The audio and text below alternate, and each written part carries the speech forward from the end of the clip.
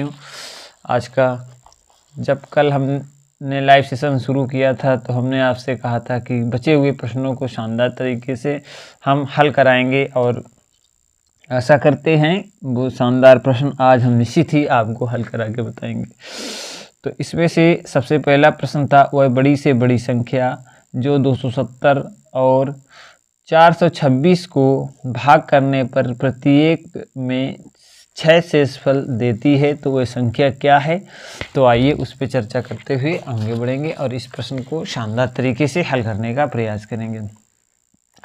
तो सबसे पहले साथियों जो संख्याएं दी हैं उन्हें लिखते हैं। जो संख्याएं क्या क्या संख्याएं दी हैं सबसे पहले लिखेंगे यहाँ पे हल।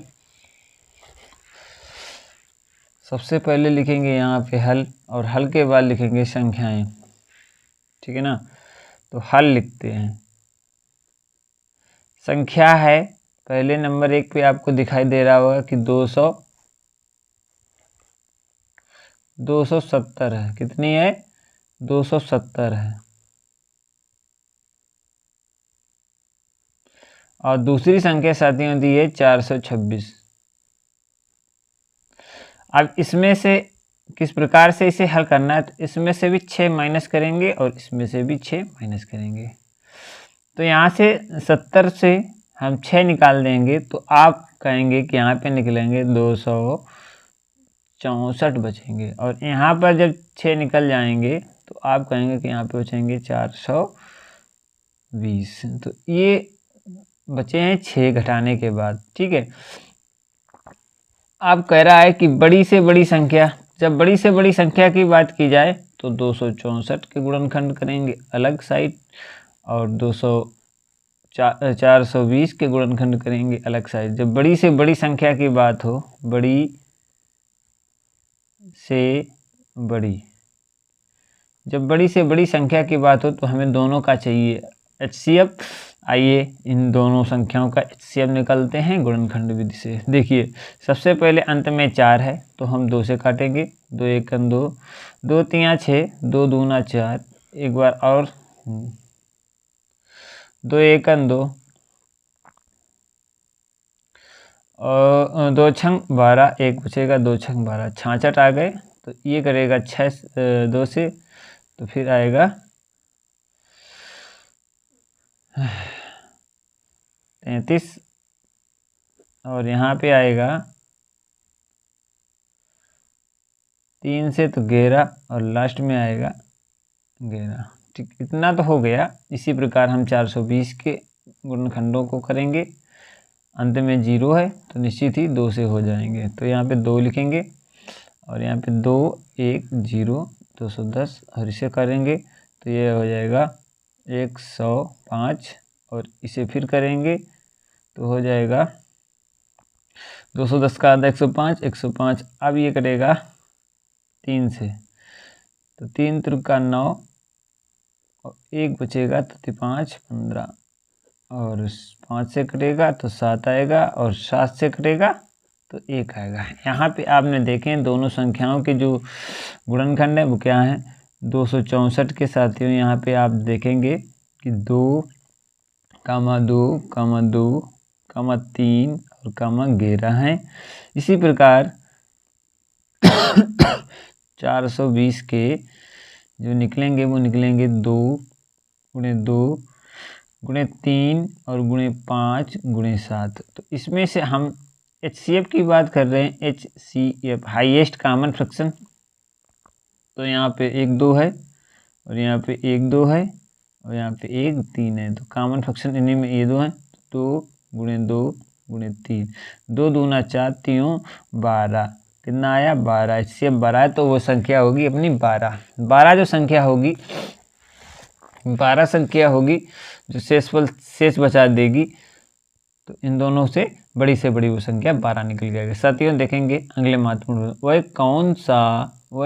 वह संख्या कौन सी है जो 4 8 और 6 तीनों का गुणज है। आइए साथियों इस प्रश्न को शानदार तरीके से हल करते हैं कि वह कौन सी संख्या जो 4 और 8 और 6 तीनों का गुणज है। तो आइए पहले इन तीनों संख्याओं का हम क्या करेंगे, इन तीनों संख्याओं का LCM निकालेंगे। तो 4 8 6 है, कितनी है 4, 8 और 6, ठीक है ना। तो अब हम इनका एलसीएम निकालने के लिए 2 से काट देंगे इन्हें, तो 2 दूना 4, 2 चाकू 8, 2 तियाँ 6, फिर 2 से काटेंगे, 2 एकन 2, 2 दूना 4, फिर 3 और एक बार 2 से और काट देंगे, तो 1 कामा 1 कामा 3 और लास्ट में 3 आएगा। तो इसका जो एलसीएम आ जाएगा साथियों, एलसीएम जो इसका आ जाएगा वो आएगा LCM is equal to 2 into 2 into 2 into 3, 2 दूना 4, 4 दूनी 8, 8 तियाँ 24, ठीक है ना। 2 दूना 4, 4 दूनी 8, 8 तियाँ 24, 24 निकल के आ रहा, ठीक है ना, 24। अब हम क्या करेंगे कि जो एलसीएम हमारा निकल के आ गया है, अब ऑप्शन देखिए यहाँ पे ऑप्शन। अब इन ऑप्शनों में देखना है साथियों कौन सा ऑप्शन है 24 से पूर्णतया विभाजित होगा। जो ऑप्शन 24 से पूर्णतया विभाजित हो जाएगा वही संख्या हमारी पूर्णतया विभाजित। सबसे पहले दिया है 396 और 664 और इसके बाद 696। तो यहाँ पे हम सबसे पहले करेंगे 396 का गुणा 24 में, 396, 2 दूना 4, 3 12, 12 3 36, 2 दूना 4, 4 4 दूनी 8, 8 हमारा 16, 24 सही है।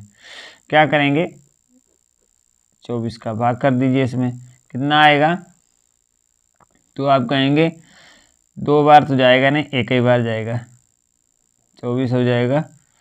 और यहाँ पे कितना 9 से 4 जाएगा, 5 बन जाएगा, और यहाँ पे 3 से 2 जाएगा, 1 बन जाएगा, 6 का 156 हो जाएगा।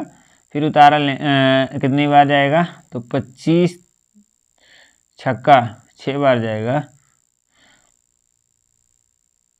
6 चौक 24 की 4 हासिल 2 और 6 दूनी 12 और 13 14, 144। तो यहाँ पे आप कहें 6 से 4 जाएगा, 2 बच जाएगा, यहाँ पे 12 बच रहा है ना, यहाँ पे 12 बच रहा है।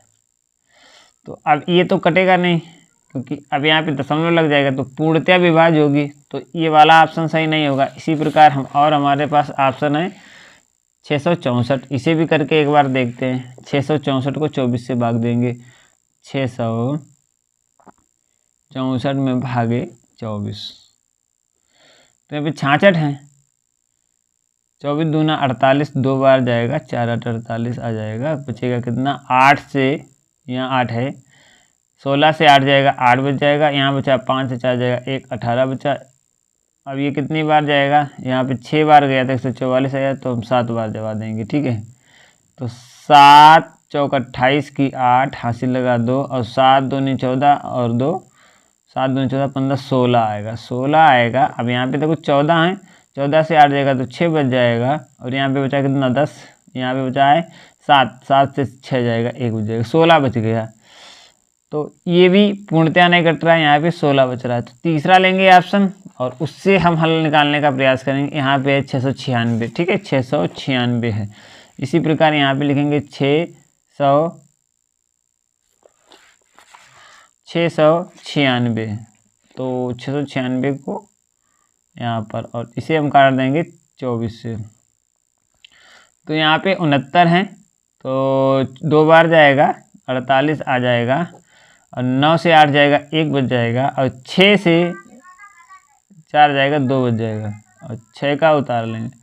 अब आप इसे पढ़ेंगे तो 6 4 छंग 24, 4 7 28,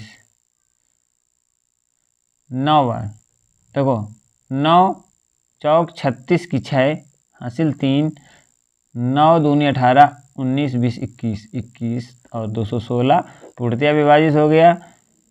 तो ये संख्या जो आएगी वो 24 और 29, ठीक है ना, पूर्णतया विभाजित हो जाएगी 696 राइट आंसर होगा इसका। तो 696 इसका राइट आंसर होगा, जो कि आपने देखा यहाँ पे पूर्ण रूप से कटा है। साथियों चलेंगे अगले महत्वपूर्ण प्रश्न की तरफ, और ये शानदार प्रश्न आपको अच्छी तरीके से समझ में आएगा। क्या कह रहा है साथियों, यहाँ देखेंगे कि एक रेलगाड़ी से दिल्ली 8:15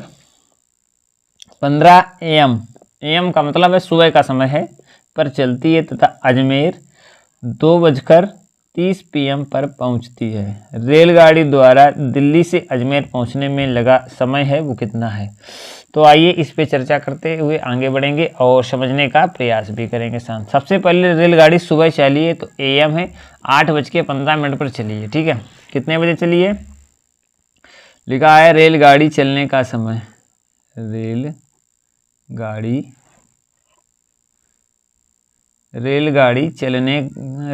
का चलने का समय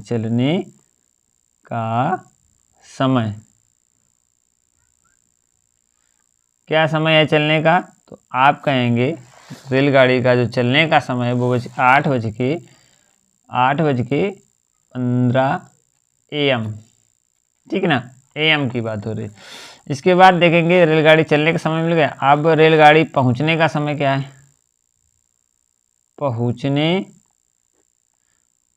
का समय क्या होगा साथियों? देखो यहाँ पे पहुंचने का समय है वो 2:30 PM है। कितना है? 2:30 PM। अब लगा समय वो ज्ञात करा रहा कि कितना समय रास्ते में उसे लगा। तो सबसे पहले देखो 8 से दिन के 12 बजे तक का समय यहाँ से कर लेंगे नोट, और इसके बाद का इधर। तो देखो 12 से हम 8:15 घटा देंगे, 8:15 घटा देंगे तो निकल आएगा। तो आप देखेंगे कितना समय निकलता है। तो यहाँ से देखो 12 यहाँ से देंगे तो यहाँ पे 60 मिनट जाएंगे। ये घंटा है इधर साइड, ये जो मिनट है। तो 60 मिनट जब जाएंगे तो यहाँ पे आ जाएगा 5, 5 से 5 जाएगा, 5 बचेगा। यहाँ बचेंगे 5, 5 से जब हमारा 1 चला जाएगा तो बच जाएंगे 4, 45 बचे और दशमलव का निशान लगा लो। इसके बाद यहाँ पे देखेंगे, यहाँ पे 11 बचा है। 11 8 तो 8 3 11, 3 घंटे 45 मिनट तो लगे 12 बजे तक। ठीक है, 12 बजे के बाद का समय 2 घंटे 30 मिनट। तो इसमें 2 घंटे 30 मिनट और जोड़ देंगे तो पूरा समय निकल आएगा। क्या निकलेगा? पूरा समय। तो पूरा समय कितना आएगा? 5 तो ऐसे ही रहेंगे और 4 3 7 7 7 75 हो जाएंगे, और 2 1 3 और 1 5 हो जाएंगे। साथियों यहाँ पे 60 मिनट बराबर 1 घंटा होता है। तो यहाँ पे 75 हैं, 75 से अगर हम 60 निकाल देंगे तो कितना बचेगा? आप कहेंगे कि यहाँ पे 5 का 6 हो जाएगा और यहाँ पे बच जाएगा 60, तो 1 और 5 15 मिनट, 6 घंटे 15 मिनट बिल्कुल राइट समय लग जाएगा। तो आशा करते हैं आपको ये प्रश्न समझ में आया और इसका जो 6:15 है वो बी ऑप्शन बिल्कुल राइट है। ठीक है, तो साथियों आशा करते हैं ये प्रश्न आपको समझ में आया होगा। इस प्रकार के जब भी शानदार प्रश्न आपसे पूछे जाए तो कैसे हल करेंगे और क्या मेथड इसमें लगाएंगे, तो इसकी महत्वपूर्ण जानकारी यहाँ पे आपको मिल पाई होगी। इसी प्रकार अगले महत्वपूर्ण प्रश्न को हम समझने का प्रयास करेंगे। अगला महत्वपूर्ण प्रश्न बहुत शानदार है और कह रहा है कि 12 सही 1/16 का दशमलव में तुल्य है, इसके कौन इसके बराबर है? तो आइए इसे हम दशमलव में बदलेंगे। सबसे पहले साथियों लिखा है कि 12 सही 1/16। ठीक है ना। इसके बाद देखो अब इसे हम क्या करेंगे, ये एक मिश्र भिन्न है और इसे हम साधारण भिन्न में बदलने के लिए इसका इसमें गुणा करेंगे। तो 16 दूनी 32 और 1 33 की 3 हासिल 3 और 16 एकन 16 और 16 में 3 जोड़ देंगे तो 9 और 193 निकल के आएगा। 193/16 इसका हो जाएगा ये वाली भिन्न। अब इसको हमें दशमलव में बदलना है तो क्या करेंगे, यहाँ पे देखो 93 और ये 16 है तो ये कटेगा, ऐसे तो नहीं कटेगा। इसके लिए हमें क्या करना होगा, यहाँ से बढ़ेंगे और यहाँ से भाग विधि लगा लेंगे आराम से, कोई दिक्कत नहीं होती है। जब भी इस प्रकार के प्रश्न आए तो भाग विधि जरूर कर लें, भाग विधि से हो जाएगा, आराम रहेगा। तो यहाँ पे कितना आएगा, एक बार जाएगा तो 16 आ जाएगा, कितना बच जाएगा 3 बचेगा साथियों। ठीक है ना, 3 बचेगा और हम उतारा ले लेंगे 33 हो जाएगा। 16 दूनी 2 बार जाएगा 32 आ जाएगा, फिर 1 बचेगा और दशमलव लगेगा तो यहाँ पे 0 बढ़ जाएगा, 10 ज़्यादा नहीं, फिर एक 0 हम बढ़ाएंगे तो 100 हो जाएगा और 6 बार जाएगा तो 16 छंग 96 हो जाएगा। यहाँ पे 4 बच जाएगा साथियों, फिर एक 0 बढ़ेगा और 16 16 3 48 जाना हो, 16 दूनी 32। इस प्रकार से ये सीरीज बढ़ती जाएगी और जो इसका राइट आंसर होगा वो होगा 12.0652। अभी एक बार और जाएगा 10 में से, यहाँ से 5, 10 में से 2 जाएगा 8, 8 बचेगा आएगा ना, 8 2 10 होता है ना। और यहाँ पे बचेगा 3, 3 से 3 जाएगा 0, अब यहाँ पे 0 बढ़ जाएगा, 16 5 80, 5 12 हो जाएगा। तो यहाँ पे आप जानते हैं कि बिल्कुल 80 निकल के आ जाएगा और कर जाएगा। तो जो ऑप्शन सही होगा आप कहेंगे सी ऑप्शन इसके लिए बिल्कुल राइट हो जाएगा, ये इसके बराबर होगा, यानी कि समतुल्य होगा। आशा करते हैं साथियों ये प्रश्न भी आपको अच्छी तरीके से समझ में आ गया होगा। चलते हैं इसी प्रकार के महत्वपूर्ण प्रश्न जो अगला है, अगले प्रश्न को हम समझने का प्रयास करेंगे। 3.033 गुणे 15 धन 0.0123 प्लस 5.00257 सरल करने पर लगभग मान प्राप्त होता है। लगभग की बात की गई है। तो आइए इस प्रश्न को हम लोग शानदार तरीके से हल करने का प्रयास करेंगे। सबसे पहले साथियों दिया है कि 3.003 गुणे 15, इतने पोर्शन को हल कर लेंगे। इतने पोर्शन को पहले हल कर लेते हैं। 15 तियो 45 और एक अंक के बाद दशमलव बढ़ जाएगा, 15 तियो 45। तो इस प्रकार से इसका हो गया योग, ठीक है। दूसरा हमारा है प्लस में है ना, तो यहाँ पे लिखेंगे क्या है कि 0.0123। तो दशमलव के बाद पहले एक 0 लगा लेंगे और फिर दशमलव कितना है 0 1 और 2 और 3, ठीक है। यहाँ पे नहीं है एक संख्या तो यहाँ पे 0 आराम से हम बढ़ा लेंगे, ठीक। इसी प्रकार अगला है क्या है 5 दशमलव, यहाँ पे दशमलव 2 बार 0 है और 2 है, 5 है, 7 है और 5 है। यहाँ पे 0 नहीं है ऊपर तो आराम से 2 0 और बढ़ा लेंगे, ठीक है। क्योंकि अब इसे हमें जोड़ना, इसका करना योग यानी कि प्लस करना है। तो यहाँ पे साथियों कितना है 5 है तो 5 लिख लेंगे, 7 है तो 7 लिख लेंगे, 5 3 8 है तो 8 लिख लेंगे। यहाँ पे 5 2 7 और 2 9 है तो 9 लिख लेंगे। यहाँ पे कितना है 4 और 1 5 है, 5 लिख लेंगे और 0 है तो 0 लिख लेंगे। दशमलव है 5 5 10 है, 10 की 0 होगी, यहाँ से 1 तो 4 1 5 यानी कि 50.05987 है। लगभग मान ये कितने के बराबर है 50 के बराबर होगा, ठीक है। कितने के बराबर है तो आप कहेंगे कि 50 के बराबर होगा और सी ऑप्शन है वो बिल्कुल राइट आंसर है, ठीक है ना। आशा करते हैं ये प्रश्न आपको समझ में आया होगा।